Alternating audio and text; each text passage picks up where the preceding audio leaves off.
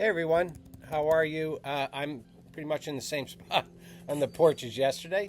Did my walk this morning, finished it. I was thinking on my walk about what I'm talking about right now, my diagnosis of high grade urothelial bladder cancer. It happened 21 years ago. And I remember, I had no clue what the future held. And I think that was a good thing.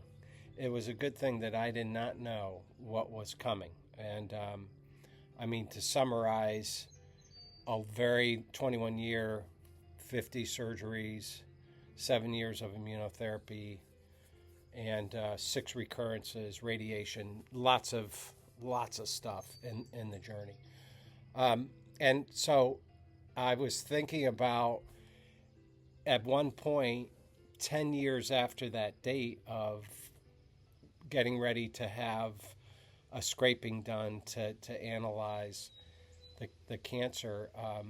10 years after that, I would be facing metastatic high grade urothelial cancer, which at the time had a 5% survival for about a year.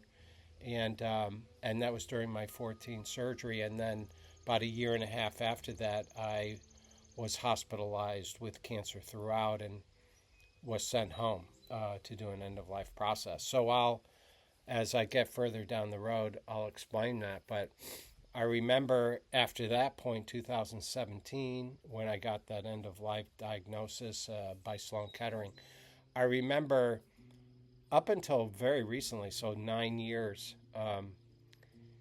I have lived with that shadow hanging over me. And it's hard to explain it when you have a shadow like that hanging over you, because even simple conversations, when one of my buddies might say to me, "Hey Peter, let's go fishing next year at this spot," and I'm thinking, I don't think it's going to be in next year. And I remember thinking, I don't even know if there's going to be a couple weeks, because this thing can crop up at any moment. And this high grade urothelial cancer does not have a good survival rate at all. And so I had started doing 12-step recovery, and I remember first time seeing that Serenity Prayer, which in the second stanza says, living one day at a time, enjoying one moment at a time, accepting hardship as a pathway to peace. That's an interesting process.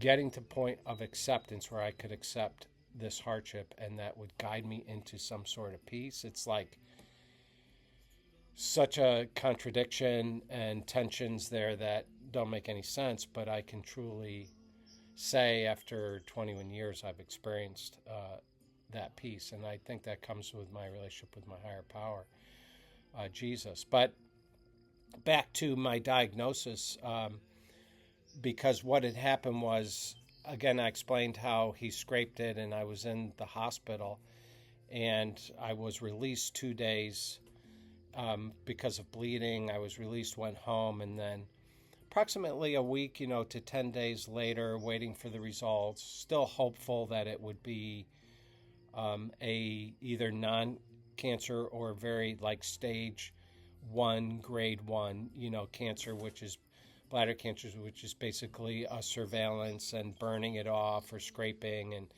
and possibly some BCG treatment, which is an immunotherapy kind of treatment for the inside lining of the bladder. And but thinking, well, that's going to be a nuisance, and I'll still be a cancer patient, but that's doable.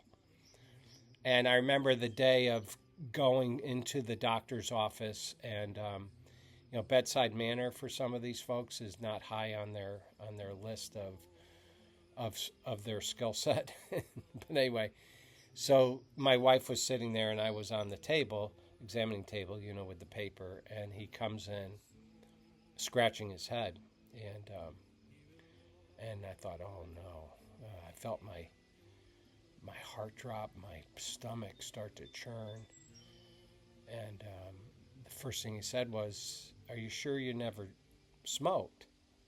Nope, never smoked a cigarette. "Are you sure you didn't work around chemicals?" Nope, didn't. And he said, well, I don't know how to tell you this, but you have high grade bladder cancer. And talk about my feet being pulled out from under me. Talk about the greatest fear that could have happened for me personally coming upon me, that feeling of dread, that feeling of life is over, like this is gonna be life threatening, and feeling sick, nauseous, a lot of stressful anxiety in my life I have felt in my gut for a long time. High school, a lot of problems, gut problems with throwing up, anxiety, gastrointestinal problems. I never found anything wrong other than the way I process fear, which I've learned a lot about now, but still, and it's a tough journey, right, with fear. But anyway, I remember laying down and, well, he said to me, "You're turning green." And I said, "I have to lie down." I just had to get that nauseous feeling I was going to lose everything right at that table. And I remember looking up at the ceiling thinking, oh, God, what's going to happen? 6 kids and busy law practice. My mom processing an end-of-life journey with ovarian cancer. So just a great state of fear, trying to find comfort with God, with my faith, with people around me. So in my next video, I'll tell you what I did, because I walked out of that office and I did something. And I'll tell you how I started to get in touch with the major cancer centers at that point, because I was just like,